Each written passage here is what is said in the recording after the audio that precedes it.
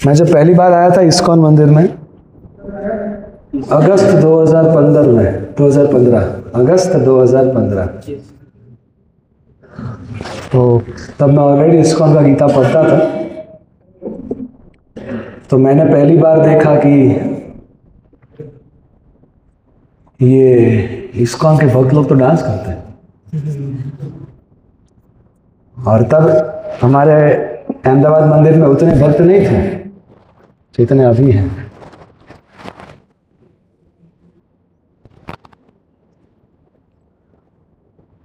तो 3-4 भक्त डांस कर रहे थे। वो सब भक्त थे, पुजारी थे। आर्य अर्जुन प्रभु, भूपति मोहन प्रभु, परशुराम, वो सब तब डांस कर रहे थे। 3-4 भक्त डांस कर रहे थे और एक भक्त मृदंग बजा के गा रहे थे। तो वो देख के मेरे को ऐसा लगा कि यार ये कितना दिव्य है।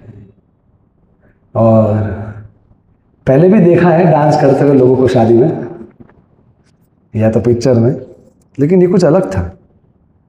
ये डांस अपने लिए नहीं था या इस दुनिया को दिखाने के लिए नहीं था। ये डांस भगवान के लिए था,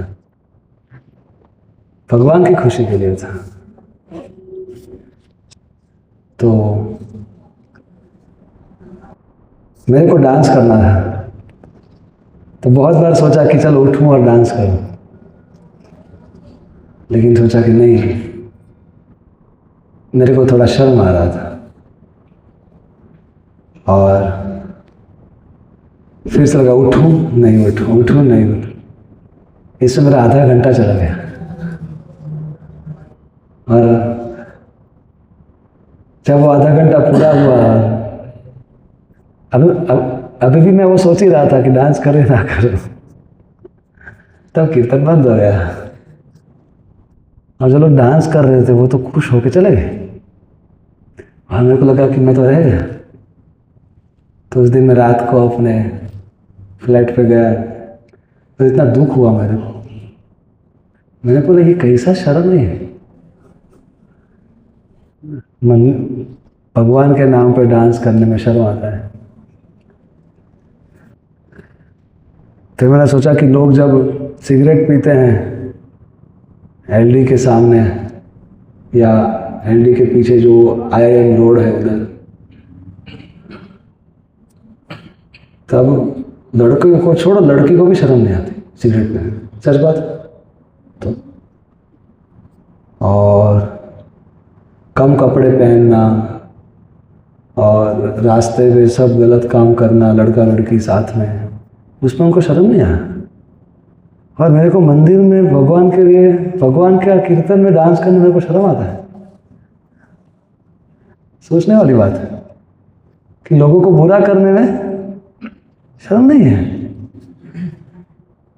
और अच्छा करने में हम सोचते हैं कि लोग क्या कहेंगे। बुरा करने में लोग क्या ऐसा सोचते हैं, लोग क्या कहेंगे, बोले बोले हम तो करेंगे। ऐसा जिद, ऐसा हट बुरा करने के लिए, वी डोंट केयर। इस तरीके से लोग बोलते हैं। सच बात है, वी डोंट केयर।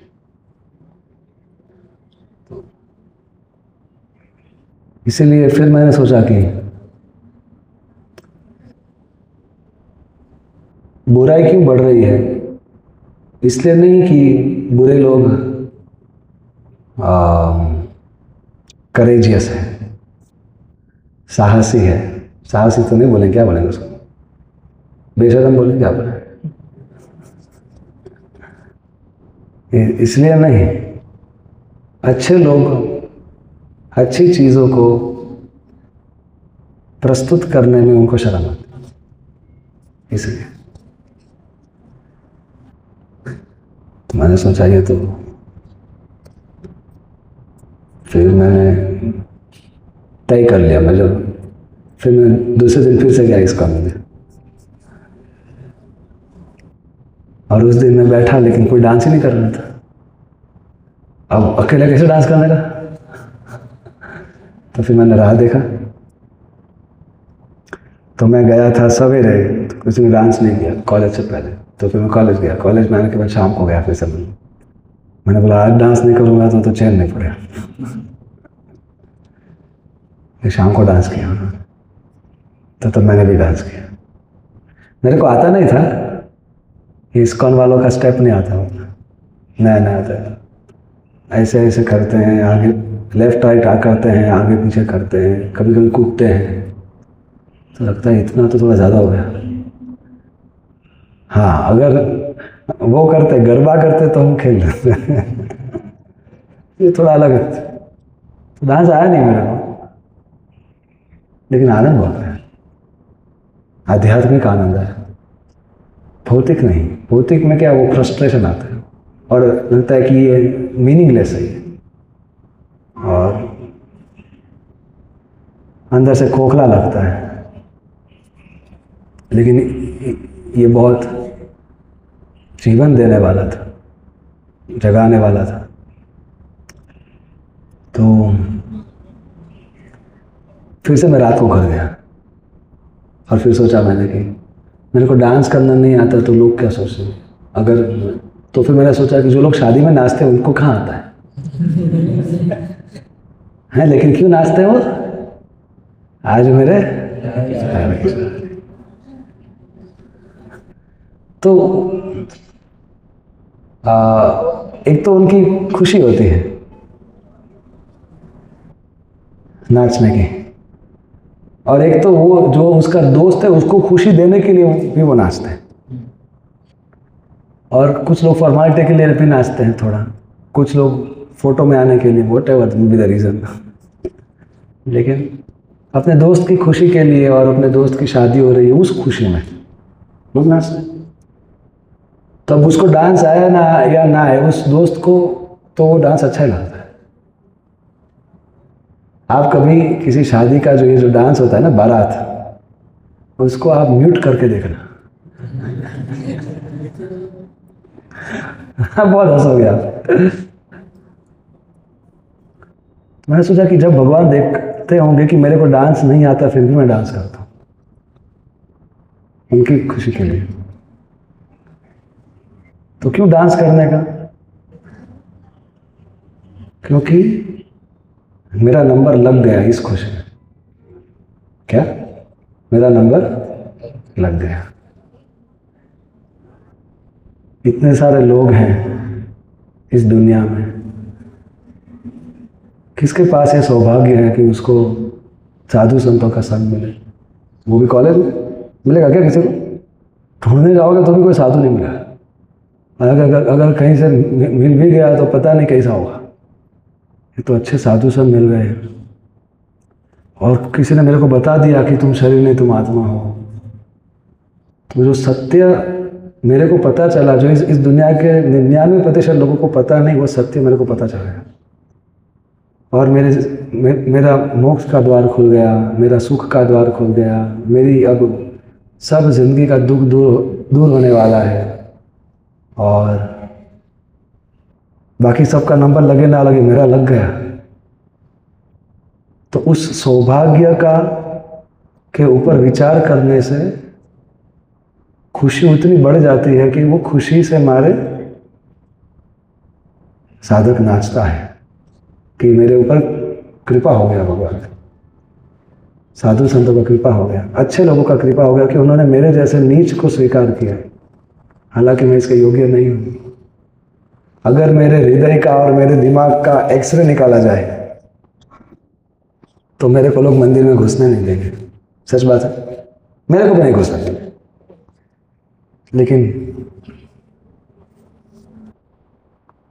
इस अयोग्य अधम व्यक्ति के ऊपर ऐसा कृपा हो गया, और अब मैं इस जन्म के बाद, मतलब इस पल से मेरा जिंदगी का ग्राफ ऊपर जाएगा। लोग बुरी आदतों के गुलाम हैं, लेकिन मैं मुक्ति की ओर बढ़ रहा हूँ। अपनी जिंदगी मेरे कंट्रोल में लाने की ओर मैं आगे बढ़ रहा हूँ। पाप से बच रहा हूँ और भगवान के लोगों ने मुझे अपना लिया है। तो it is expression of spiritual awakening. Prabhupada ji लिखते हैं उनकी एक छोटी किताब में कि dance, spiritual dance is expression of spiritual awakening. जब आत्मा आध्यात्मिक रूप से जागती है तो उस आनंद में, उस साक्षात्कार में वो भगवान से जुड़ने के आदान प्रदान के फल रूप वो आनंद से झूमती है, तो वो नाचती है। इसलिए सब नहीं नाच सकते भगवान के कीर्तन में। नहीं कि कुछ लोग अगर कोई पतला होता है तो वो डांस कर सकता है, अगर कोई मोटा हो तो थोड़ा करेगा। फिर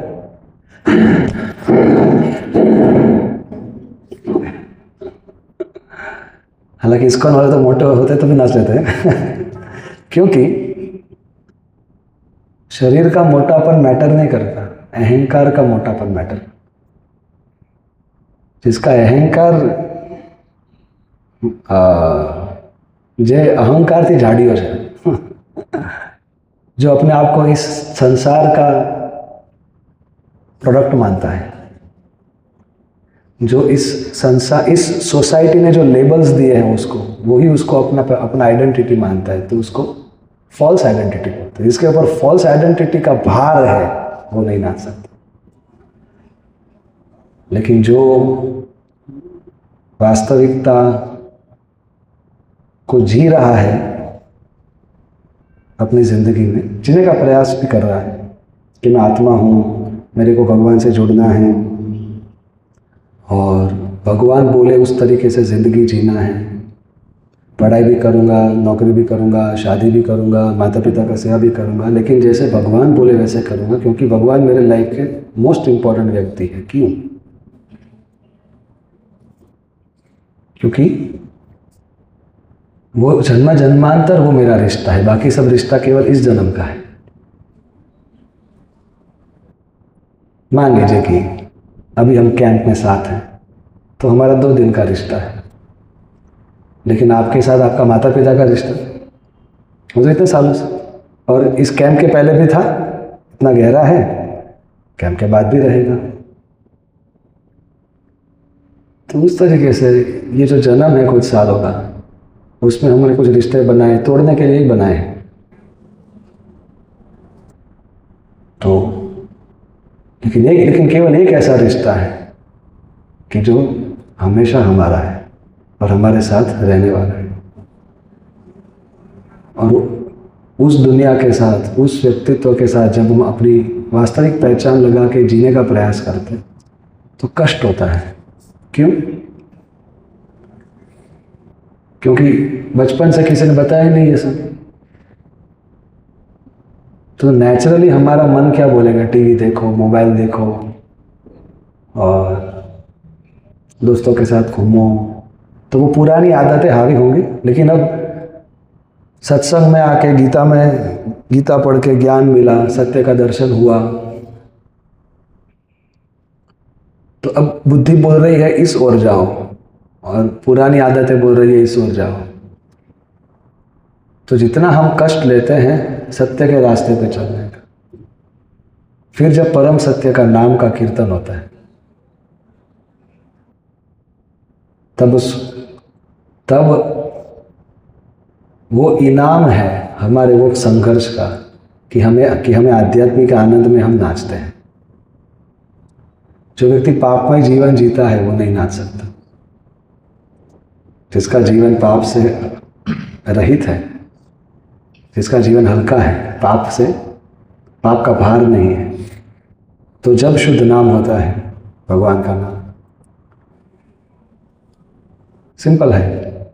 अगर हम किसी के साथ रिश्ते में हैं और उसको कुछ अच्छा नहीं लगता, हाँ वो आसपास नहीं है और उसको करने का अवसर मिला, फिर भी उसको याद करके हम नहीं करते, फिर जब वो सामने आएगा तो भाव आएगा।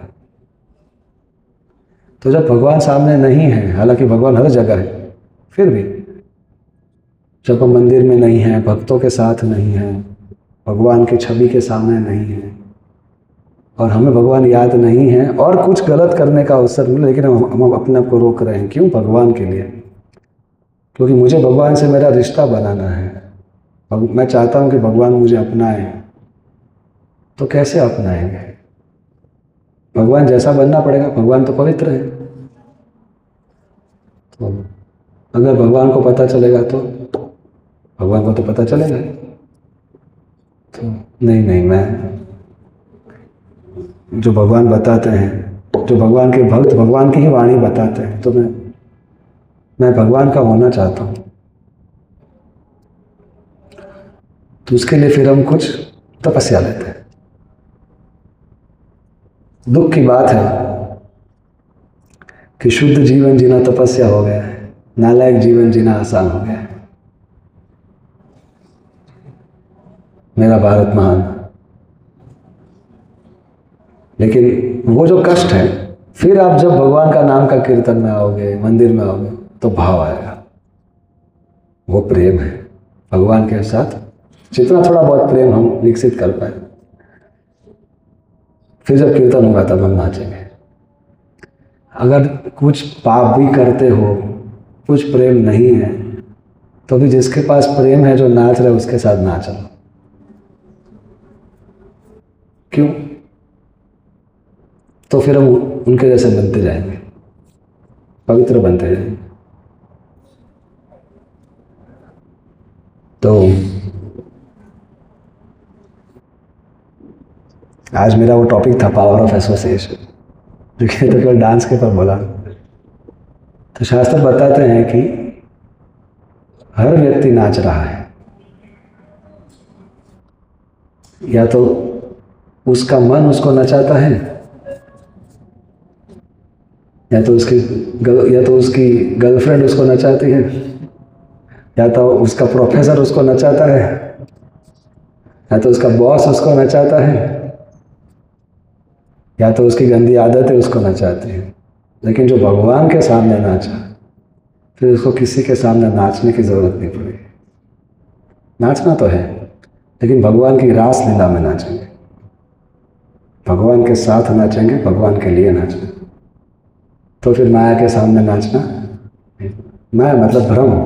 जब भ्रम आएगा तो हम देख पाएंगे ज्ञान की आंखों से, और हम अपने आप को बचा पाएंगे, उस आध्यात्मिक कत्ल से अपने आत्मा को बचा पाएंगे। क्योंकि शास्त्रों में ज्ञान है, लेकिन भक्तों के संग से वो ज्ञान विज्ञान में परिवर्तित होता है। विज्ञान क्या है? एक्सपीरियंस ऑफ नॉलेज इज विज्ञान। एक्सपेरिमेंट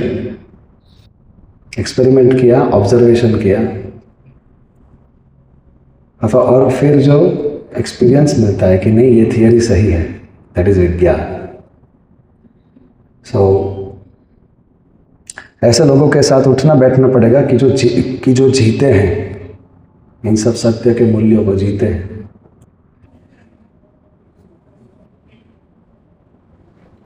किसी ने एक बार एक माँ से पूछा कि एक बेटा था, वो बड़ा हुआ, फिर वो कॉलेज गया, फिर वो अपने माँ के सामने बोलता था और माँ का वैल्यू नहीं करता था।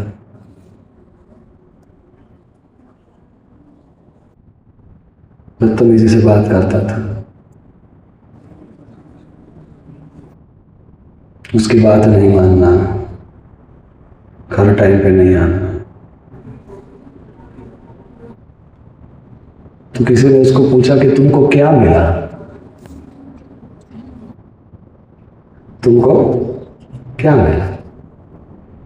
इसको तुमने 9 महीने रखा अपने पेट में, डिलीवरी करके, और कितना कष्ट हुआ होगा, और बचपन से तुमने इसको बड़ा किया, क्या मिला? तो माँ हंस के बोलती है कि स्वार्थी लोगों को पता नहीं चलेगा कि एक माँ को क्या मिला, उसके लिए माँ बनना पड़ेगा। माँ को प्रेम मिलता है, तो बोला लेकिन तुम्हारा तो बेटा प्रेम नहीं करता। प्रेम में तो दिया जाता है, लिया नहीं जाता। तो प्रेम ऐसी वस्तु है, अगर आप किसी को करोगे उसी में फिर आप संतुष्ट हो जाओगे। हाँ, लेकिन अगर इस संसार से किसी व्यक्ति से करोगे तो वो उतना प्रेम सामने कर नहीं पाएगा, तो वो प्रेम खट्टा मीठा हो जाता है, फिर वो दुख होता है। लेकिन जब हम भगवान को ऐसा प्रेम करते हैं कि जैसे माँ ने अपने बेटे से किया, वैसे जब हम भगवान से करते हैं, जैसे हनुमान जी ने भगवान श्री राम के प्रति प्रेम किया, अपने लिए कुछ नहीं और उसके लिए सब कुछ। अब चाहे वो ध्यान दे या ना दे, क्या करे अब तो, अब हम फंस गए उसके प्रेम में। But Krishna is, Ram is Achyuta, वो गलती करने में असमर्थ है वो व्यक्ति, और वो प्रेम के स्रोत हैं और वो प्रेम के मूर्तिमंत स्वरूप है। सब लोग प्रेम उन्हीं से सीखते हैं, तो अब क्यों ना प्रेम हम उन्हीं को करें। Then we will never make appointment with disappointment.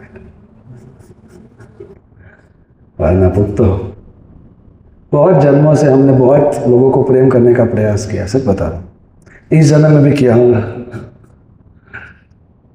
It can satisfy little bit, but not completely. पता है क्यों? उसके दो कारण हैं। किसी के अंदर उतना सामर्थ्य नहीं कि वो हमारे निस्वार्थ प्रेम को पचा सके। क्या? किसी के अंदर उतना सामर्थ्य नहीं कि वो हमारे निस्वार्थ प्रेम को पचा सके। क्या उसके अंदर उतना निस्वार्थ भावना पैदा हो पाएगा जितना हम उसको दे रहे हैं? और दूसरा, वो उतना महान भी नहीं कि हमारे अंदर उतनी निस्वार्थ भावना ला पाए। सर, मैं अगर कोई व्यक्ति का चरित्र उतना महान है, उसके गुण उतने महान हैं, उसमें कुछ ऐसी हरकत मतलब कुछ ऐसे इंसिडेंट्स हैं उसके कि हमारा दिल में उसके प्रति प्रेम की बाढ़ आ जाए केवल उसके बारे में जानने से, सुनने से, तो कोई व्यक्ति उतना महान नहीं और उसके हृदय में उतना महान प्रेम नहीं। लेकिन भगवान एक ऐसा व्यक्ति है जिसके अंदर ये सब गुण है। भगवान के पिता एक बार नंद बाबा, भगवान सबके पिता हैं, सोचने वाली बात है। कुछ लोग बोलते हैं कि भगवान, सब कुछ भगवान से आया तो भगवान कहाँ से है? अरे बट बाय डेफिनेशन भगवान मतलब कि जिनमें से सब कुछ आया नहीं, लेकिन फिर भी वो कहाँ से है? तो उनको ये हम एग्जांपल देते हैं कि जैसे कोई ट्रेन होती है और आप पीछे से ट्रेन को देख रहे हो तो आपको क्या दिखेगा? वो गार्ड का डब्बा दिखेगा लास्ट में, उसके आगे डब्बा, उसके आगे डब्बा। तो कोई पूछेगा इस डब्बा को कौन खींच रहा है? उसके आगे वाला डब्बा।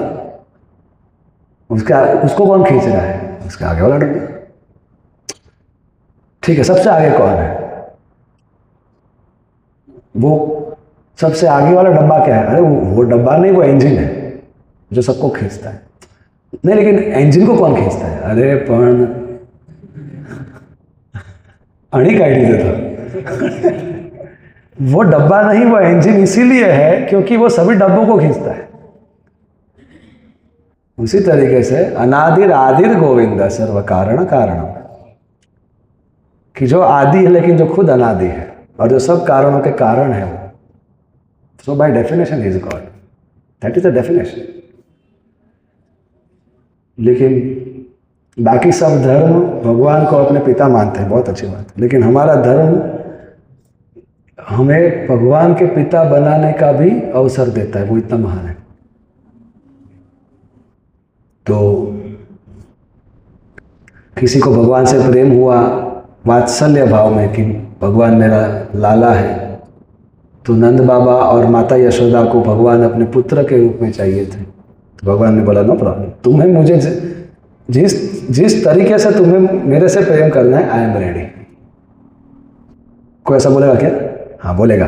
कब? जब तक आप फंस ना जाओ तब। एक लड़का है और एक लड़की है, दोनों के हृदय में एक चेक बॉक्स रहता है, पता है आपको? पता नहीं तो बताता हूं। चेक बॉक्स आपको पता है ना? चेक बॉक्स मतलब क्या? Condition 1, condition 2, condition. एक बार एक लड़का आया मेरे पास, हमारे प्रोग्राम में आता था, और 3-4 महीने आया वो, और भगवद गीता पढ़ता था और माला करता था, मंदिर से जुड़ा था, और वो लॉ कॉलेज से था, निर्मा यूनिवर्सिटी। पहले मैं जाता था निर्मा में भी, त्रिची की, 2016 में। तो 3-4 महीना तो कैसा भक्ति किया, मेरे को लगा क्या बात है, बहुत अच्छा। फिर अचानक से उसने आना बंद कर दिया। तो फिर मैंने कॉल किया कि आप पिछले 2 हफ्तों से आए नहीं प्रोग्राम में, और आप फ़ोन भी उठाते नहीं, क्या हुआ? तो बोला प्रभु जी मन नहीं होता। तो क्या? अभी तो हो रहा था। नहीं प्रभु जी मेरे को गीता खोलने का मन नहीं होता, माला करने का मन नहीं होता। मैंने बोला तो कुछ और करने का मन होता होगा। तो बोलो प्रभु जी मेरा ध्यान नहीं लगता। तो बोलो तो मैंने बोला तो कहीं पे ध्यान जाता हो? नहीं प्रभु जी वो किसी की याद आती है। मैंने बोला अच्छा भगवान की याद आती होगी क्या? मेरे को भी नहीं आती। तो जी मैं सोच ही रहा था आपके पास आके कोई ये बताऊं, लेकिन मैं सोच रहा था कि आप समझोगे कि नहीं। अरे हम नहीं समझेंगे तो कौन समझेगा? अगर आप हमें बताएंगे तो हम आपको बताएंगे कि आपकी समझ सही है कि नहीं। लेकिन तो जी फिर भी मैं थोड़ा हिचक रहा था। मैंने कहा बताओ दिल खोल कर, आप साधु से क्या, हम तो आपकी बात किसी को बताएंगे नहीं। कुछ आपके भले के बारे में बताएंगे, आप कुछ गलती करने से बच जाओ, कुछ कष्ट से बच जाओगे, तो कुछ अच्छी बात सुन लो। बोल प्रभु जी वो मेरे को इश्क हो गया।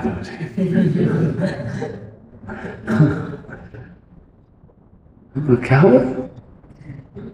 प्रभु जी मैं जो बता रहा हूँ आप उसको ऐसे समझिए। प्रभु जी मेरे को लव हो गया प्रभु जी। मैंने बोला अरे उसको लव नहीं, उसको लस्ट बोलते हैं। देखो प्रभु जी आप समझते नहीं मेरी बात।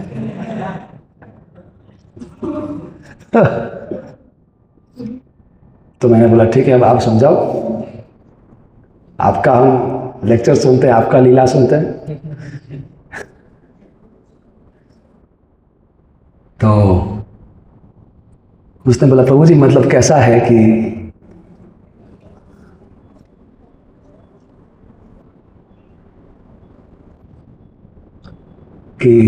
मैंने ऐसा सोचा कि अभी हम नाथद्वारा की कथा कंबाइन करते, फिर आरती के बाद सेपरेट लेक्चर कर लें,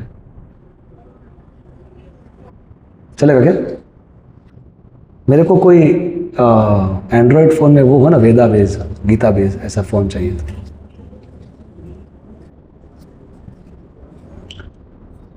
तो मैं क्या बोल रहा था? कथा अच्छा आपकी लीला। ठीक है आप अपनी लीला बताओ, अपनी कथा बताओ। प्रभु जी एक्चुअली वो प्रभु जी मेरा इस संसार का जैसा प्रेम होता है शारीरिक स्तर पे, वैसा प्रेम नहीं है प्रभु जी। मैंने बोला तो कैसा प्रेम है? प्रभु जी वो जो सीताराम, वो जो राधा कृष्ण के बीच में जो है प्रभु जी वैसा प्रेम है हम दोनों के बीच। मैंने बोला अच्छा, हमने सब कुछ छोड़ दिया उसको समझने के लिए, फिर भी समझ में नहीं आया। तुमको हो भी है? कहाँ हुआ है? जो BRTS में।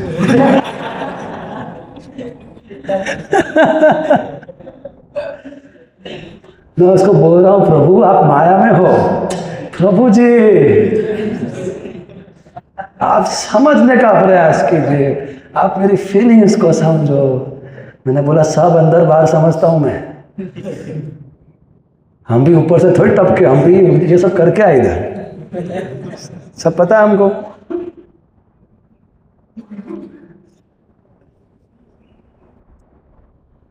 तो बोले,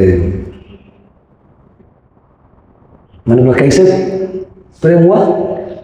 बोला प्रभु जी वो BRTS में वो आगे वो सामने बैठी थी, मैं इधर बैठा था, मैंने उसको देखा, उसने मुझे देखा, और कुछ मीठी मीठी बातें हुई। आप मुझे पहली नजर में कैसा जादू करते हैं। मैंने बोला ये पहली नजर का जादू को लस्ट बोलते हैं, इसको काम वासना बोलते। प्रभु जी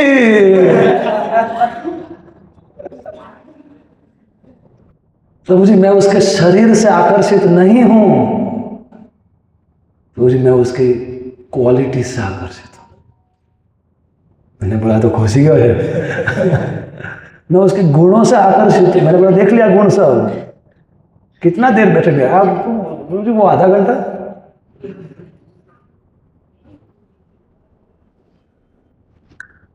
मैंने बोला अच्छा क्या क्या देखा?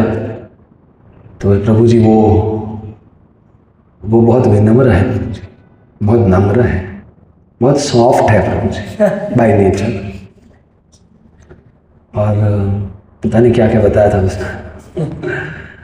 प्रभु जी वो एल्डर्स को बहुत रिस्पेक्ट करती है। मैंने बोला बात करने से पता चल गया, हाँ वो जैसे बोलती है वैसे पता चल गया, और सामने वाले को समझती है, सैक्रिफाइसिंग नेचर है उसका। वो वेरी नाइस, सब कुछ दिख गया इसको। और लिस्ट दिया उसने मेरे को। 2-3 मिनट तक उसने नाम रूप गुण लीला का चर्चा किया उसका। भागवतम, उसका भागवतम, देवी भागवत, उसकी देवी है वो। मुझे मैं उसके गुणों से आकर्षित हूं। मैंने बोला अब मैं एक सवाल, अब मैं कुछ बोलूं क्या? मैंने बोला मैं एक सवाल पूछता हूं। बोला हाँ प्रभु जी आप समझ गए ना? मतलब मैं सब समझ गया। अब तुम मेरी एक बात का मेरे को जवाब दो ताकि मैं तुम्हें और अच्छे से समझ सकूं। मैंने बोला तुमको मेरे अंदर कुछ गुण दिखा क्या? 3-4 महीने में कुछ गुण दिखा? अरे प्रभु जी आपके अंदर बहुत गुण। मैंने उसको बोला कि क्या मैं विनम्र हूं क्या? अरे प्रभु जी बात, मैं सॉफ्ट नेचर हूं प्रभु जी आप। मैं एल्डर्स को रिस्पेक्ट करता हूं बहुत है। मैंने बोला ठीक है चलो, मैं मुझ में तुमको अपने माता पिता में कुछ गुण दिखे क्या अभी तक? तो क्या उनकी याद आती है क्या? गीता खोलते हो तो उनकी याद आती है क्या? मेरी याद आती है? हमको छोड़ो, भगवान का गुण है क्या वो किसी को? भगवान के अंदर कोई गुण दिखा क्या? उनकी याद आती क्या? पूरी समझ में नहीं आ रहा प्रभु जी। अब समझ रहा है तू कि मैं क्या बोल रहा हूं? तुम अपने बॉडीली अट्रैक्शन को ये सब वर्ड जगलरी से छुपा रहे हो, और मान लो कि अगर तुम्हारे अंदर लस्ट नहीं भी है तो तुम अपने ईगो को सेटिस्फाई कर रहे हो।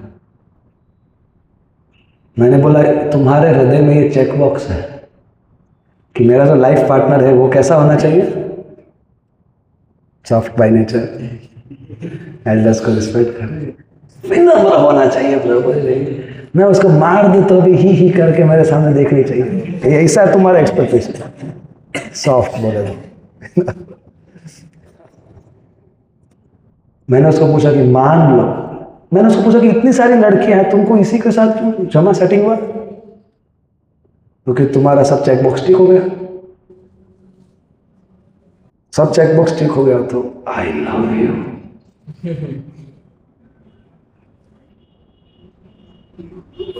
Magical word. और फिर सब बॉलीवुड का गाना याद आता है तेरे को, क्योंकि तुम ही हो बस। अरे खुदा जाने की मैं फिदा हूँ कि बन गए हो तुम मेरे खुदा। अरे पर खुदा आज है, उसको उसका दर्जा दे देने का। कोई बात नहीं, just wait for some time. No one can replace God, he is a perfect person. और हम परफेक्शन इम्परफेक्ट लोगों के में ढूंढेंगे कैसा मिलेगा? It's incompatible, it's wrong expectation. Love in this world means adjustment. लेकिन ये सब पिक्चरों ने ये सब ब्रेन वॉश कर दिया ना लोगों का।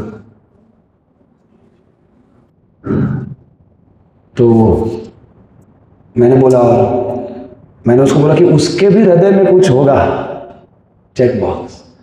और आप साथ में रहने लगो तब कुछ दूसरे भी चीजें दिखेंगे, जिससे आपका जो चेक बॉक्स टिक हुआ था ना वो फिर अनसिलेक्ट हो जाएगा। फिर तुम्हें वो खूबसूरत नहीं लगेगी, फिर वो चार्म खत्म हो जाएगा, फिर वो आकर्षण कम हो जाएगा। वही है वो। और फिर तुम भी कहीं पे और मुंह मारोगे और वो भी कहीं और देखेगी। भले वो तुम्हारे पीछे बैठे बाइक पे, किसी और के साथ व्हाट्सएप पे चैट करेगी, और फिर तुम्हें कोई दूसरा गाना याद आएगा बॉलीवुड का। आज मैंने ब्रेकअप की पार्टी रख ली सुबह से। कोने कीधु तू पर लफड़ा पड़ा लेक्चर में आई जात, समझ ले चीजों को। प्रेम होता है, बट प्रेम means we accept the person as he और she is. Therefore arrange marriage में लव को अरेंज किया जाता था। किसी ने मेरे को पूछा कि कॉलेज में पूछा था ना, एकदम 400 लोगों के सामने एक लड़की खड़ी हुई, बोला कि sir according to Bhagavad Gita love marriage या अरेंज मैरिज क्या अच्छा है? मैंने बोला इसको गीता में ये जानना है भगवान को नहीं जानना इसको। हम सबको किसी और को भगवान बनाना है, लेकिन भगवान को भगवान नहीं बनाना है, बस ये समझते हैं। तो मैंने उनको बोला इसमें कैसा है कि हम सब ने अभी तक दुनिया देखी नहीं ना, कोई प्रेम का रिश्ता निभाया नहीं, तो हमारा अपना प्रेम का डेफिनेशन होता है। और हम सोचते हैं कि इसी को लव बोलते हैं, मुझे लव हो गया। लेकिन जिसने दुनिया देखी है उनको पता है प्रेम क्या है, तो वो हमें वो प्रेम अरेंज करके देते हैं, उसको अरेंज मैरिज। तो या तो आप किसी रिश्ते में प्रेम आप खुद ढूंढ लो, कर लो, और अगर उतना एक्सपीरियंस, कॉन्फिडेंस, एक्सपर्टीज, नॉलेज नहीं है, तो जिन्होंने प्रेम किया, जिन्होंने प्रेम निभाया, हमारे माता पिता ने पूरी जिंदगी प्रेम निभा के दिखाया, तो उनको तय करने दो, तो वो हमारे लिए लव अरेंज करके देते। But safer side is arranged marriage, ऐसा बोला मैं। So she got convinced, audience got convinced कि हाँ सही बात। तो उसमें से फिर एक लड़का खड़ा हुआ, झंडू ऊंचो के रहे, हाँ लेकिन लव मैरिज भी सक्सेसफुल होता है। मैंने बोला मैं प्रार्थना करता हूं कि आपका हो। We are not against love marriage, but we are against, हम तो बस आपको बचाना चाहते हैं और कुछ नहीं। बस आप स्वार्थ को प्रेम मत समझ लेना बस, और फिर बाद में पछताना पड़े, बस ऐसा मत करो। बाकी तो जो भी आप सब अपने ज़िंदगी के मालिक हो, जो ऐसा करना है करो। आप लोग अपने माता पिता की भी नहीं सुनते, हमारी क्या सुनो? तो बैठ जाओ, सब ऑडियंस ताली बजाए। फिर एक लड़की ने पूछा मेरे को, खड़े होकर निर्मा में हमको पूछा कि अकॉर्डिंग टू गीता पोर्नोग्राफी देखना चाहिए कि नहीं? मैंने बोला मेरा भारत महान है। एक भारतीय नारी पूछ रही है, आज से 100 साल पहले कोई ऐसा बोलती तो उसकी जीभ काट ली जाती। भगत सिंह ने इसलिए अपना शहीद नहीं हुए कि भारत में 50 साल के बाद ऐसी नारी को देखने के लिए अपना बलिदान नहीं दिया। उसके उसके माता पिता ने भी ऐसी संतान को पैदा करने के लिए संतान नहीं पैदा किया होगा, लेकिन उसकी गलती भी नहीं है। पावर ऑफ एसोसिएशन, बचपन से उसको क्या सिखाया? उसके माता पिता ही उसको लेके जाते हैं पिक्चर में और हाफ गर्लफ्रेंड दिखाते हैं, 2 स्टेट्स, जो भी ये सब चलता है, पता नहीं क्या क्या, ये सब नॉवल पढ़ने का। और आजकल पिक्चर में क्या दिखाता है? कॉलेज में लड़का गया, लड़की गए, एक दूसरे के प्रति प्रेम। अरे तो शादी तो करो, कॉलेज क्यों आया हो? पैसा थोड़ी फ्री में आता है, आपके बाप की मेहनत का पैसा है ये, पैसा थोड़ी उड़ाओगे। बाप किसे कहते हैं बताता हूं आपको। एक पिता मजदूरी करता था, रियल बता रहा हूं, रियल। एक बाप मजदूरी करता था, तो उसने एक दिन बोला कि आज मेरे ऊपर और 2 किलो लाद दो, आज मैं ज़्यादा वजन उठाऊंगा। तो उसके मालिक ने पूछा क्यों, आज कुछ खास है क्या? तो उसने बोला कि हाँ, आज सवेरे मेरे बच्चे ने एक खिलौने के लिए रिक्वेस्ट की है, इसलिए। इसे बाप कहते हैं, और माँ के लिए तो क्या बोले। और उस बाप का पैसा है ये, जो ये सब टीवी और बॉलीवुड दिखाता है, उड़ाओ। तो सोचो, ये बाप ऐसा है, तो ये बाप कैसा होगा? इसलिए इस बाप के शास्त्र बताता है कि वही बाप है कि जो परम बाप के बारे में बताए, वो असली बाप है, वरना वो नकली बाप है। असली रिश्ता वही है कि जो हमको हमारे असली रिश्ते से जोड़े। सो हिरण्यकशिपु ने पूछा प्रहलाद महाराज को, ये तो आपको कथा पता है ना, प्रहलाद और वो आपने पिक्चर देखा होगा महाअवतार नरसिंह, उसमें।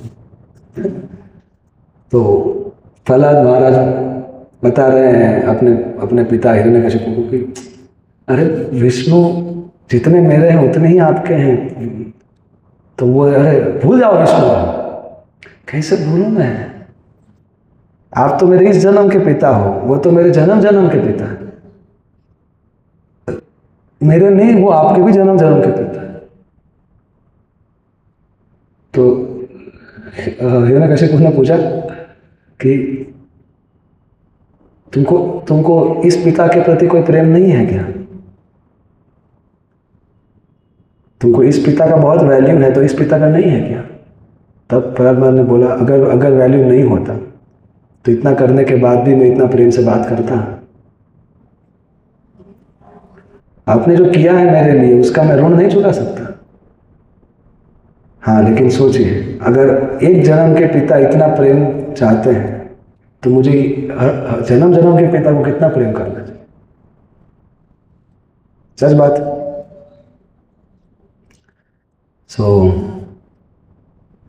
एटलीस्ट हम सांसारिक धर्म को पालन करें, पहले माता पिता की सेवा करें, अच्छे इंसान बने, और किसी का जानबूझ के बुरा ना करें, सबको मदद करें, परोपकार का भाव रहे, तो इसको पुण्य बोलते हैं। इसके बाद भक्ति शुरू होती है। भक्ति आत्मा के स्तर की अच्छाई है और पुण्य शरीर के स्तर की अच्छाई है।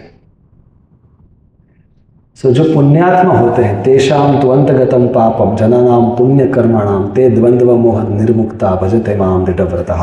भगवद गीता 7.28। अगर कोई व्यक्ति के अंदर सफिशिएंट गुडनेस है तो ही वो प्योर गुडनेस को अप्रिशिएट कर सकता है।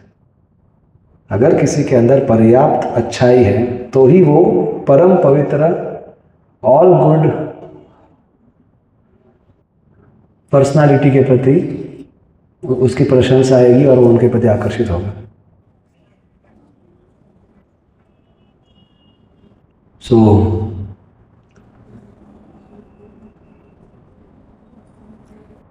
मैंने एक चीज़ समझा कि संसार में जो हमारे माता पिता हमको प्रेम करते हैं ऐसा कोई नहीं कर सकता।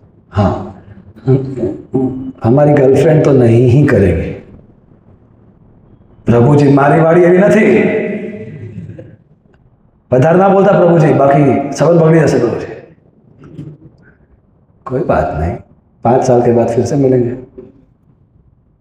बहुत लोग आए प्रभु, बहुत लोग गए प्रभु, करोड़ों लोगों ने ट्राई किया। कितना? करोड़ों लोगों ने ट्राई किया। जो जो चीजें हम ट्राई करना चाहते हैं वो करोड़ों लोगों ने ट्राई किया है, करोड़ों सालों से। कोई संतुष्ट नहीं हुआ है, कोई खुश नहीं हुआ है, सच बता रहा हूं। लेकिन हमको ये संसार बेवकूफ बनाता है कि नहीं तुम खुश हो जाओ। तो समझदार व्यक्ति पूछेगा कि कोई एक तो केस स्टडी बताओ मेरे को जिसका मैं इंटरव्यू लूं और मैं पूछूं कि आप खुश हो गए नहीं। हाँ, मैं ये देखता हूं कि साधु लोग खुश होते हैं। हाँ, उनके पास तो कुछ नहीं होता। हाँ, उनके पास भगवान होता है ना, जो ही सब कुछ है। किसी ने पूछा एक साधु से कि आप तो बहुत बड़े त्यागी हो, आप तो बहुत बड़े त्यागी,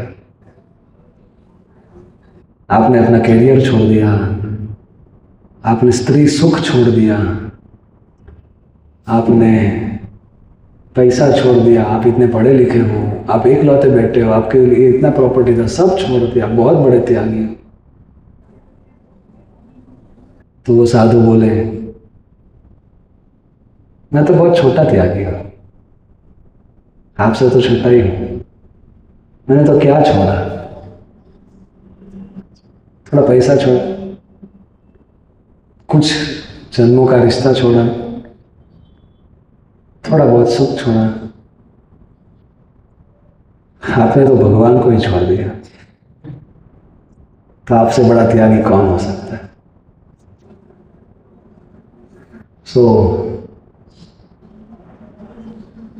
मैं बता रहा था कि हमको हमारे माता पिता से ज़्यादा कोई प्रेम नहीं कर सकता। मैंने एक चीज़ देखा कि हमारे माता पिता के अंदर ये एक क्वालिटी रहती है, दोनों के अंदर, कि हम उनका बुरा करें तो भी वो हमारा बुरा नहीं सोच पाएंगे। तो ये क्वालिटी कहाँ से आती है, ये भी तो सोचना चाहिए। ये क्वालिटी उनसे आती है।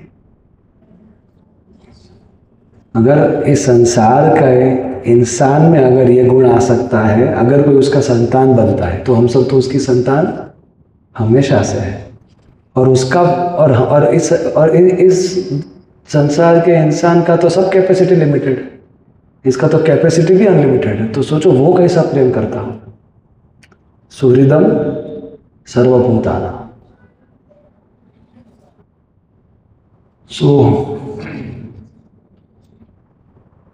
इस दुनिया का जो प्लेजर है वो एक और है और भगवान का प्रेम दूसरी ओर है। इस संसार का प्लेजर टाइम है, temporary, illusory, miserable, and it has a and. Temporary, illusory, miserable and ending. इस दुनिया का हर प्लेजर टेम्पररी। सबसे पहले तो हमारा शरीर ही टेम्पररी, जिससे हमको सुख लेना है। सच बात। तो कोई बोला प्रभु जी अभी तो मैं जवान हूं, ठीक है, तो आपका बॉडी का एंजॉय करने का तो कैपेसिटी लिमिटेड है ना। कितना करोगे? 1 गुलाब जामुन खाओ, 3 खाओ, 5 खाओ, 10 खाओ, फिर कोई गुलाब जामुन लाएगा तो फिर आपको उल्टी होगी। आपको एंजॉय करना है लेकिन कैपेसिटी नहीं, टेम्पररी कैपेसिटी टू एंजॉय। और जो वस्तुएं हमें एंजॉयमेंट दे सकती है उसका चार्म भी टेम्पररी है। लड़की तब तक ही खूबसूरत लगती है जब तक आप उससे शादी ना कर लो। शादी के तुरंत बाद वो उतनी खूबसूरत नहीं लगती। क्यों? क्योंकि मालूम पड़ गया कि इस शरीर में क्या है, क्या है जो जो जो इस शरीर में है वही उस शरीर में है। वो भी जब सवेरे उठती है तो उसके नाक में से सुगंध थोड़ी आती है, उसको भी सवेरे उठ के ब्रश करना पड़ता है। उसको हम हर रोज सवेरे उठ के हम स्नान क्यों करते हैं ये तो बताइए। क्योंकि शरीर नेचुरली गंदगी छोड़ती है। जितने भी होल्स हैं बॉडी में, इधर हम वो आते हैं, वो चिपड़ा आता है, मतलब चिपड़ा जितने भी शरीर से होल्स हैं तो उससे तो गंदगी बाहर निकले। लेकिन हमको लगता है कि नहीं, उस लड़के का शरीर दिव्य है। दिव्य समझते? दिव्य मतलब क्या बोले भगवान का शरीर दिव्य है, मतलब कि उनका शरीर ये इस संसार की वस्तुओं से नहीं बना है। तो भगवान का शरीर नेचुरली फ्रेग्रेंट है, पता है? उनको सब परफ्यूम की जरूरत नहीं, नेचुरली उनके शरीर से सुगंध आती है। और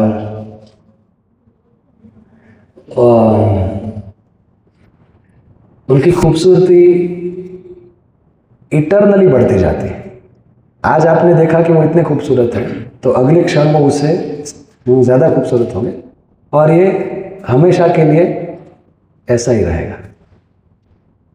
और उनकी खूबसूरती वक्त के साथ वो, उनका चमड़ी ऐसा नहीं है कि वो रिंकल हो जाएगा और फिर उनको भगवान को जाना पड़ेगा सलून में थोड़ा फेशियल करने के लिए 300 रुपये का। तो भगवान का शरीर दिव्य है, आध्यात्मिक है। लेकिन लड़की का, अरे मेरे क्लास में जब मैं 5th स्टैंडर्ड में था तो सब मेरे क्लास की सबसे खूबसूरत लड़की मेरे बाजू में बैठती थी और सभी लड़के उसके पीछे थे। तो सब मेरे को चिट्ठी देते थे कि रिसेस में उसके पाउच में ये चिट्ठी रख देने। मैंने बोला हूँ तर दलाल छू है, कुछ होगा नहीं। और मैं उस लड़की के पीछे नहीं था।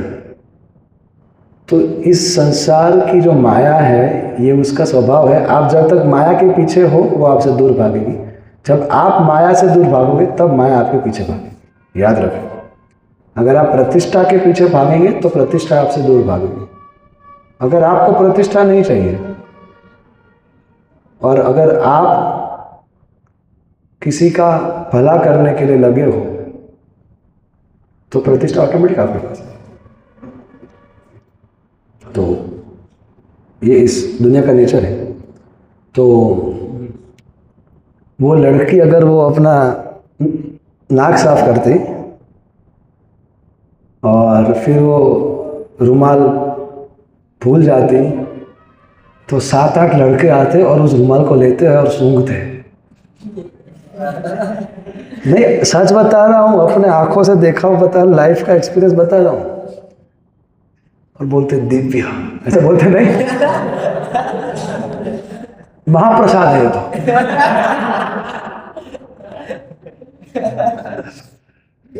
अरे बोले ना, भगवान का झूठा महाप्रसाद होता है। एनु तो एठू क्या है? अरे उसका थूक है उधर, उसका क्या है? तो दिमाग तो लगाओ यार।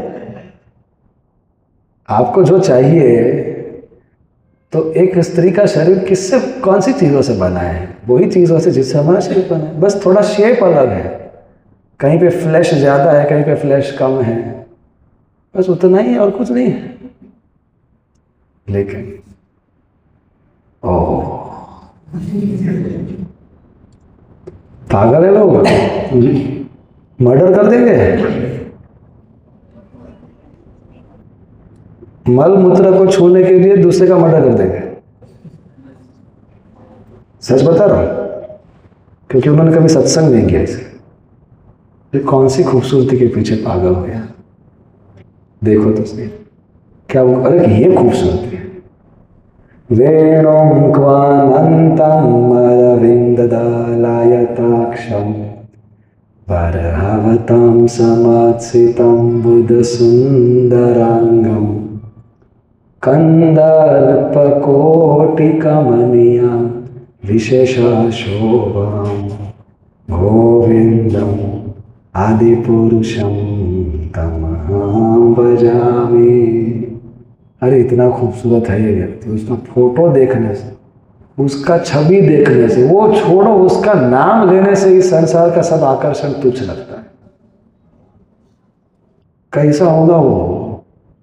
अरे उसका पत्थर से मूर्ति बना दो तो भी लोग पागल हो जाते हैं। करोड़ों सालों से करोड़ों लोग सब कुछ छोड़ दे रहे हैं उसकी मूर्ति को देख के। ऑफ कोर्स मूर्ति में भगवान होते हैं तो मूर्ति ही भगवान होती है, बट इवन एनालिटिकली स्पीकिंग तो जिसने एक बार देख लिया भगवान के रूप को। एक कथा आती है, श्रीपाद रामानुजाचार्य जी अपने प्रभु नारायण की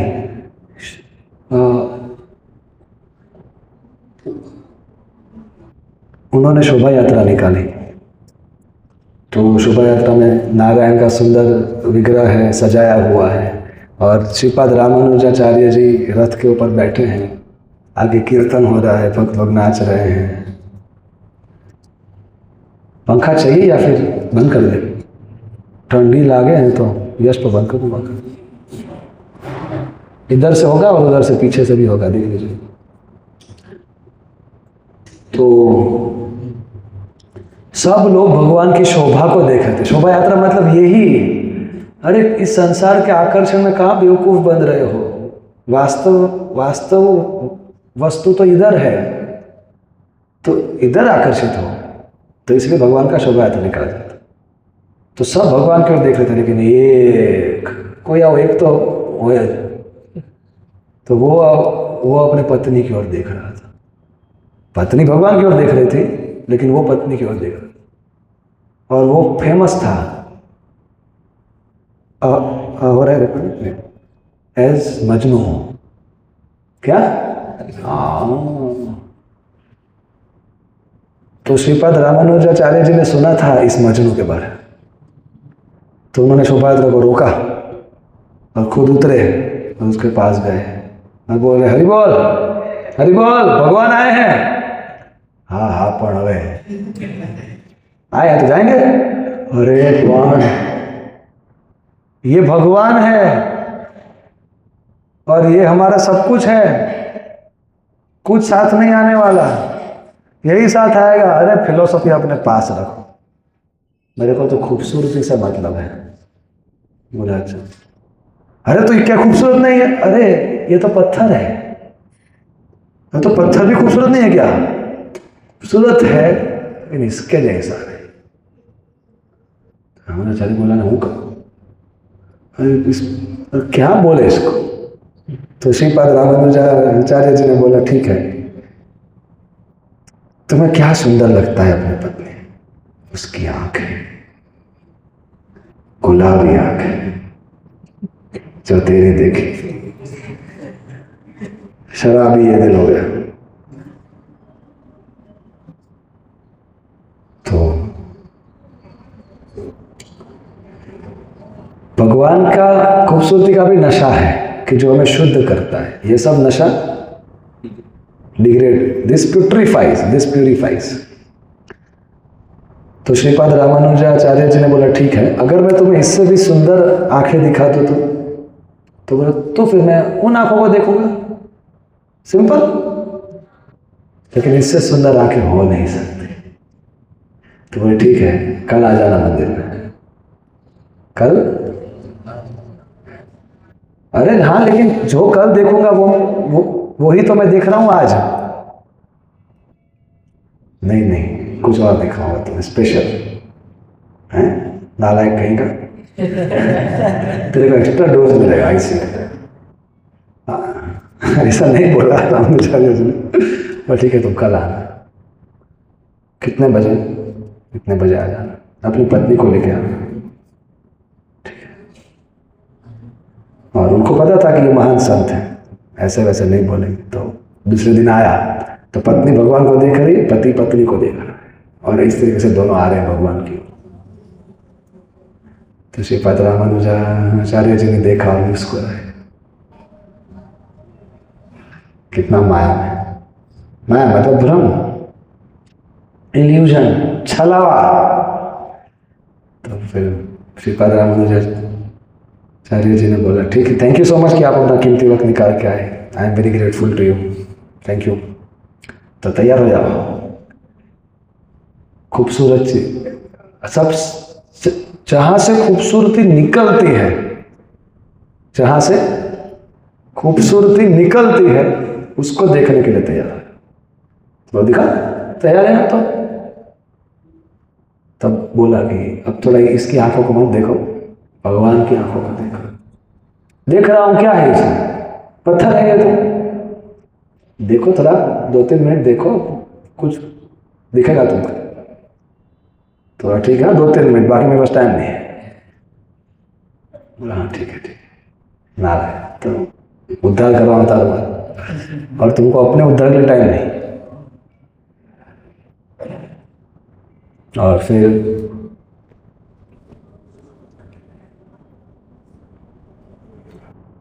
इन्होंने प्रार्थना किया भगवान नारायण को कि प्रभु ये माया मुक्त जीव ये आपको भूल गया है, अगर आप मेरी भक्ति से प्रसन्न हो तो मेरी एक इच्छा पूरी कर दो कि आप अपनी एक आंख इसको दिखा दें। मैं तो आपका दर्शन हर रोज करता हूँ, लेकिन इसको आप, मुझे पता है कि योग माया समावृता आप पापी लोगों के सामने प्रकट नहीं होते, लेकिन इसको आप अपना एक आंखों का दर्शन करो कुछ क्षण के लिए, बस ऐसा प्रार्थना किया। तो भगवान गीता में बोले हैं अर्जुन को, कौन्तेय प्रतिजानीहि न मे भक्त प्रणश्यति, 9.31 या 32। तो क्या मतलब क्या है कि हे कुंती पुत्र प्रतिजानीहि, घोषणा करो, न मे भक्त प्रणश्यति, मेरे भक्त का कभी विनाश नहीं होता। मेरा भक्त जो वचन, मैं अपना वचन तोड़ सकता हूं, लेकिन अगर मेरा भक्त बोल दे तो वो कभी गलत नहीं हो सकता। तो विग्रह की एक आंख बंद हुई और खुली एक आंख, तो उसने देखा, तो भगवान ने अपनी ओरिजिनल आंख दिखाई।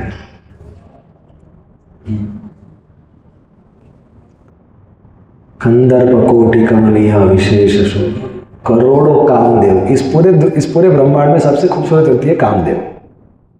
करोड़ों कामदेव की खूबसूरती जिसके सामने कुछ ना लगे, तो वही सी खूबसूरती।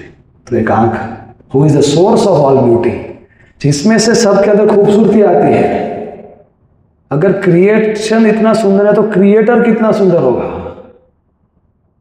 तो थोड़ा तो आंख दिखा और फिर से पलक झपकी और फिर से विग्रह की आंख आ गई। तो बाप रे, वो चिल्लाने लगा और वो रोने लगा और वो लोटपोट होने लगा, क्योंकि वो भगवान का रूप ये शरीर बर्दाश्त नहीं कर सकता। भगवान के रूप के दर्शन से आत्मा का आनंद ये शरीर बर्दाश्त नहीं कर सकता। तो अष्ट विकार बोलते हैं उसको, आंखों में से आंसू बहना, शरीर कांपना, शरीर का कलर चेंज हो जाना, और लोटना, और अपने ही कपड़े फाड़ना, और पागल हो जाना, और इधर उधर भागने लगना, तो ये सब होने लगा उसको। फिर श्रीपाद रामानुजाचार्य जी ने उसको शांत किया और बोला अब किसको देखोगे? तो बोले हो गया, प्रोजेक्ट सक्सेस, ऑपरेशन सक्सेसफुल। आज के बाद केवल इन्हीं आंखों को देखूंगा, और कोई वस्तु मेरे को आकर्षित कर ही नहीं सकती। और फिर पति पत्नी दोनों को दीक्षा दिया और वो दोनों महान भक्त बने, श्रीपाद रामानुजाचार्य जी के महान भक्त बने। उनका मैं नाम भूल रहा हूँ, डी के ऊपर से है उनका नाम। एक बार हमारे प्रभुपाद जी अपने शिष्यों के साथ प्लेन में एक जगह से दूसरी जगह जा रहे थे। तो प्रभुपाद जी आगे चल रहे थे और उनके फॉरेन शिष्य पीछे चल रहे थे। तो अब क्योंकि वो सब फॉरेनर्स हैं, तो फॉरेनर्स का तो क्या होता है कि थोड़ा बहुत पुरानी आदतें रहती हैं। अब फिर प्रभुपाद जी से प्रामाणिक संत से मिले तो, लेकिन फिर तो वो उनकी नज़र पड़ी एयर होस्टेस है।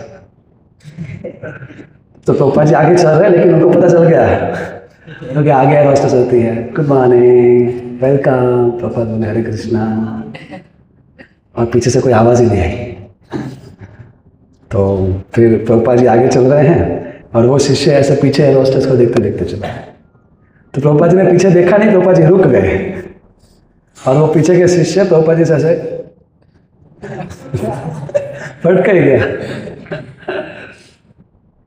तो हो सॉरी प्रभुपाद, मेरा ध्यान नहीं था। किधर ध्यान था?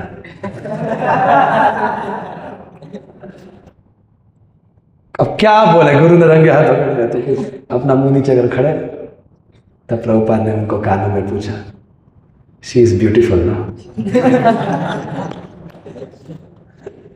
वो खूबसूरत है। तो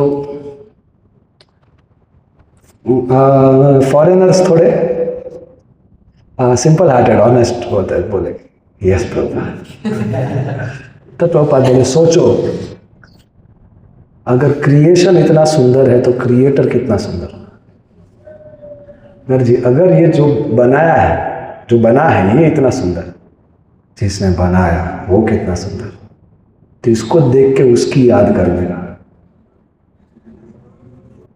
यस प्रभुपाद। फिर एक प्रभुपाद जी के शिष्य थे, उनका नाम था उपेंद्र प्रभु। तो वो ब्रह्मचारी थे मंदिर में, लेकिन एक दिन प्रभुपाद जी के पास आए, Prabhupada I want to marry, मेरे को शादी करना है। प्रभुपाद बोले हाँ शादी कर सकते हो, वो भी गृहस्थ आश्रम है, और हमारा तो जिंदगी का लक्ष्य भक्ति है, आश्रम नहीं है। तो भक्ति तो किसी भी आश्रम में होती है, लेकिन तुम्हारा इंस्पिरेशन क्या है, मोटिवेशन क्या है? तो बोले मेरे को भी तो जिंदगी में प्रेम चाहिए। I also want to have love Prabhupada. तो प्रभुपाद ने उसको सामने देखा और दया आई। फिर प्रभुपाद ने उसको, Prabhupada was on first floor उनका रूम, तो बालकनी में लेके गए उसको, और प्रभुपाद ने अपनी छड़ी नीचे दिखा के बोला, इतनी सारी लड़कियां घूम रही है, किसी को भी उठा लो, किसी को भी उठा लो, लेकिन तुम्हें प्रेम नहीं मिलेगा। प्रेम केवल कृष्ण से होता है, किसी और से नहीं होता है। बाद में पछताओगे, तब मेरे को याद करो। तो इतने कन्विक्शन के साथ प्रभुपाद ने बोला दैट ही गॉट कन्विंस्ड। फिर उन्होंने पूरा जीवन शादी नहीं की। शादी कर सकते हैं, लेकिन गलत फैमिली में रह के नहीं करना चाहिए। Not in some misconception, at some euphoria, some eureka experience. ऐसा बताया जाता है कि अगर 1 घंटे के लिए मज़ा चाहिए तो कोई गेम खेल लो दोस्तों के साथ। अगर 1 दिन का मज़ा चाहिए तो कहीं पे बाहर जाके घूम के आ जाओ। अगर 1 महीने का मज़ा चाहिए तो शादी कर लो। अगर पूरी जिंदगी का मज़ा चाहिए तो भक्ति कर लो। सच बता रहा हूँ, मैं जो भी बोल रहा हूँ वो सब सत्य है, परम सत्य है। कुछ अभी समझ में आएगा, कुछ बाद समझ में आएगा। सो मैं बता रहा था कि temporary, the pleasure of this world is temporary. शरीर टेम्पररी है, शरीर की जो इंद्रियां हैं, जो ऑर्गन्स हैं, उसको उसका एंजॉय करने का कैपेसिटी भी टेम्पररी है। चलो, जो हमको एंजॉयमेंट देना चाहता है, जो वस्तुएं हैं, वो भी टेम्पररी है, उसका भी कैपेसिटी टेम्पररी है, और वो चार्म भी टेम्पररी है। तो इट्स टेम्पररी, वो क्षणिक है, वो पता भी नहीं चलेगा और खत्म हो जाएगा। लेकिन हमको तो परमानेंट चाहिए। That's the problem, that this is incompatible. ये ही संस्पर्शजा भोगा दुख यो नयेवते आद्यन्तु कौन्तेय न तेषु रमते बुधः। 5.22 भगवद गीता। जो व्यक्ति ज्ञान में स्थित है, जो समझता है कि मेरे को परमानेंट हैप्पीनेस चाहिए, मेरे को ऐसी खुशी चाहिए जिसका ना शुरुआत, जिसका अंत नहीं होना चाहिए, मतलब तो फिर उसकी शुरुआत भी नहीं होनी चाहिए, तो ही तो उसका अंत नहीं होगा। लेकिन इस संसार में हर सुख की शुरुआत है, तो हर सुख का अंत होगा। तो मेरा एक्सपेक्टेशन परमानेंट का है, मेरे को टेम्पररी मिल रहा है, इस गैप को फ्रस्ट्रेशन बोलते हैं। तो हर सुख दुख की तैयारी है, ये बुद्धिमान व्यक्ति देखता है। तो इस संसार के सुख में वो रमण नहीं करता। कैसा लगा गीता का ज्ञान? मुझे बद्दू मजा आया मुझे लेक्चर, बाहर से डांड लड्डू ले। इसीलिए हमें प्रैक्टिस करना पड़ेगा। क्या? हाँ, जो भक्त बोल रहे हैं कि माला करो, गीता पढ़ो, लेक्चर सुनो, भक्तों के संग में रहो, तो practice makes a man perfect. दूसरा है इल्यूजरी, उससे पहले मैं बताता हूं मिजरेबल। तो how can pleasure be miserable? सुख कैसे दुख दे सकता है? नहीं, इस संसार में सुख है, लेकिन कितना? जैसे कि कोई रेगिस्तान में अगर किसी को एक बूंद सुख चाहिए, रेगिस्तान में कोई प्यासा है और आप उसको एक बूंद पानी दे दो, तो पानी तो है, लेकिन इस संसार की कोई भी वस्तु को अगर आपको प्राप्त करना है। मेरा एक दोस्त था कॉलेज में, तो उसने ये सब पिक्चर बहुत देखा था। 6:15 है ना, कई देर को क्लास में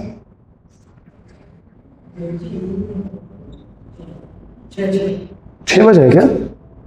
ओके सर, ओके। तो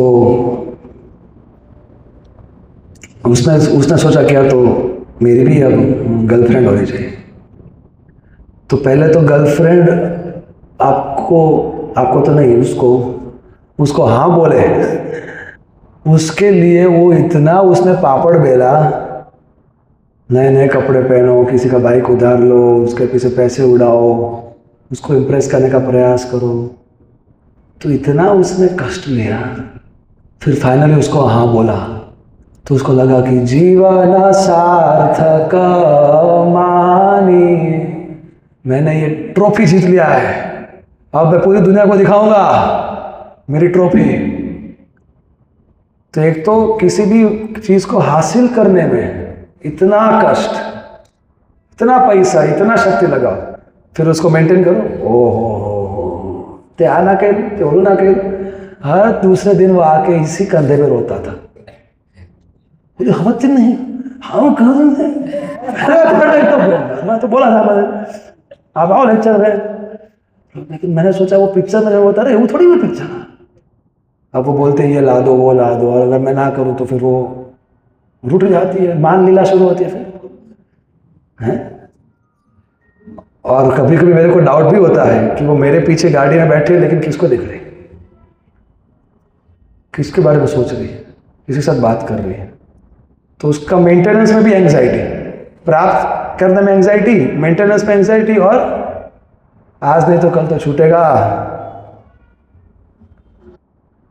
चाहे वो आपको छोड़ेगा या तो फिर आप उसको छोड़ दोगे वक्त के साथ। आज नहीं तो कल तो बस चीजों को छोड़ना ही है, तो तब दुख होगा। पाने में दुख, मेंटेनेंस में दुख, खोने में दुख, तो सुख कहाँ है कितना? जैसा वो सबवे का बर्गर आ लो आप, तो इतना बड़ा ब्रेड है, बीच में छोटा सा टिक्की है, फिर इतना बड़ा बर्गर, तो ऊपर का और नीचे का ब्रेड चबाओ चबाओ, कुछ स्वाद आएगा नहीं।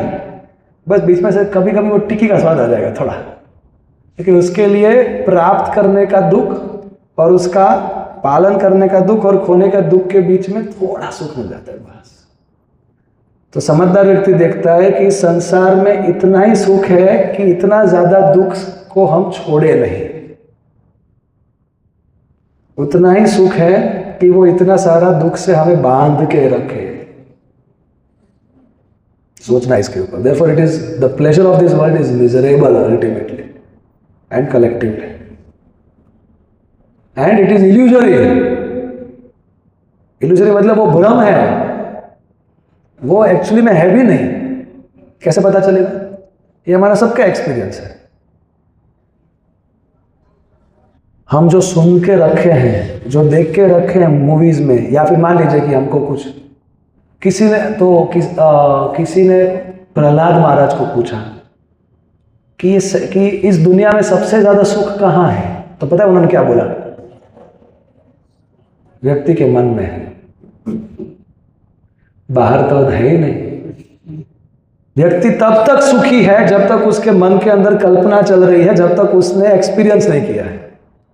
जैसे ही एक्सपीरियंस करेगा उसको लगेगा किधर है, मैं लड़की के साथ ऐसा करूंगा, वैसा करूंगा, ये करूंगा, वो करूंगा। जैसे ही मौका मिलेगा ना, ठप हो जाएगा, बस खत्म ही हो गया, इतना ही था गया। और मैं तो क्या क्या सोच रहा था। हाँ, वो सोचने में ही सुख है। समझो बात को, ये ज्ञान है ये। तो अगर आग में प्रवेश करना भी है तो ये समझ के करो कि आग है ये। तो जब जलोगे तब शौक नहीं लगेगा, डिप्रेशन नहीं आएगा, भगवान के प्रति भक्ति बढ़ेगी। केवल एक्सपीरियंस से ट्रांसफॉर्मेशन नहीं आता, एक्सपीरियंस प्लस एजुकेशन से ट्रांसफॉर्मेशन आता है। और ऐसे लोगों के बीच में कि जो इसको जीते हैं। सो इस दुनिया का प्लेजर कैसा है? Temporary, illusory, miserable, and it has a and. और हम सब आत्मा है, लेकिन ये संसार हमको ऐसा प्रोग्राम कर, ये सब ग्लैमराइज करते हैं लोग, पैसा उड़ाते हैं ग्लैमराइजेशन में। सच बात है, करोड़ों रुपए उड़ाते हैं हमको ये मनवाने के लिए कि संसार में सुख है। लेकिन जो सत्य के दर्शन की, जो तत्व दर्शन है, कि जो सत्य का दर्शन करते हैं, जब हम उनके संग में आते हैं तो वो हमें क्या सिखाते हैं? नायम देहो देहभाजान्द्रिलोके कष्टान कामान अर्हते विद भुजाम दे तपो दिव्यम पुत्र काये न सत्वम शुद्ध्यस्मात् ब्रह्म सौख्यम तु अनंतम। कि तुम शरीर नहीं, तुम आत्मा हो। तो तुम मान लो कि शरीर को सुख भी मिलेगा तो वो कभी तुम्हें सुखी नहीं कर पाएगा, क्योंकि तुम शरीर नहीं हो। तो आत्मा हो तो आत्मा के सुख के लिए प्रयास करो। तो शरीर शरीर की इच्छाएं, मन की इच्छाएं, उसको कंट्रोल करो। आत्मा के सुख और आनंद के लिए उसको तपस्या बोलते हैं। तो तपस्या मतलब अच्छी चीजों में सुख ढूंढो, बुरी चीजों में मत ढूंढो, ऐसे जिंदगी जियो तो आत्मा का आनंद मिलेगा जो अनंतम है, परमानेंट है। तो इसीलिए हमें भक्तों का संग मतलब विचारों का आदान प्रदान। केवल उठने बैठने को संग नहीं बोलते। आप में से इतने भक्तों ने ये क्लास सुना, लेकिन सबके ऊपर असर अलग अलग होगा। जितना आपका दिल है, जितना आपने उसके विचारों को अपने विचारों से मिलाया, उतना ही आपने उसका संग किया। तो हम भक्तों का संग करेंगे तो हम सत्य के नजदीक जाएंगे। और सत्य, जैसे मैंने बताया, शिवम है और सुंदरम है। तो हमारी जिंदगी खूबसूरत बनेगी और हम इस माया से बच पाएंगे। माया को छोड़ना नहीं है, माया के बीच में, कीचड़ के बीच में भी हम कमल बन के रहे, ताकि इस संसार के लोगों की हम आंखें खोल सके और अल्टीमेटली हम इस छलावे में ना पड़े, कोई हमको चीट ना कर जाए, हमारा पैसा, हमारी शक्ति गलत दिशा में ना चली जाए, और हम ऐसे डिसीजंस ना ले ले कि बाद में पछतावा हो। Therefore we choose our association wisely। जैसा संग वैसा रंग। इसलिए अच्छे लोगों के साथ उठने बैठने का मौका इसको हमें मिला है, तो उसको कभी नहीं छोड़ना चाहिए। हाँ, कुछ कुछ चीज़ें इंजेक्शन जैसी लगेगी, चुभेगी, क्योंकि कभी कभी सत्य कड़वा तो नहीं होता, लेकिन हम उतने डूब गए हैं उस गलत चीज़ में कि सत्य कड़वा लगता है। बाकी सत्य जो हमेशा सुंदर होता है और मधुर होता है, स्वीट होता है। सो कभी कभी इंजेक्शन ले रहे तो ले लो, वरना वो बीमारी और बढ़ती जाएगी। तो आप भक्तों का संग का इम्पोर्टेंस समझो। और तो ये सब गलत बिलीफ सिस्टम को करेक्ट बिलीफ सिस्टम से स्वैप करें हम, और हम एग्जाम्पलरी लाइफ जिए, ताकि हम सोसाइटी, वर्ल्ड और अपने फैमिली को एक एसेट बने। और जो लाइफ का गोल है कि हम भगवान से कनेक्ट होकर भगवान के तरफ वापस चले जाएं, वो भी हम अचीव करें। Let's live a perfect life, material life और स्पिरिचुअल लाइफ को बैलेंस करते हुए परफेक्ट लाइफ जिए। लेकिन उसके लिए हमें सपोर्ट चाहिए, अकेला नहीं होगा। कलयुग में संग में शक्ति है, और भक्तों का संग में जैसे तैसे रह जाओ। आप लेक्चर सुनते रहिए, कैंप्स में आते रहिए, आपका मन कुछ भी बोले, आपके दोस्त कुछ भी बोले, अगर आप कन्विंस हो कि मेरे भले में है, तो भक्तों का संग लेते रहिए। हरे कृष्णा कृष्णा कृष्णा हरे हरे, हरे राम राम राम हरे हरे। आपको जान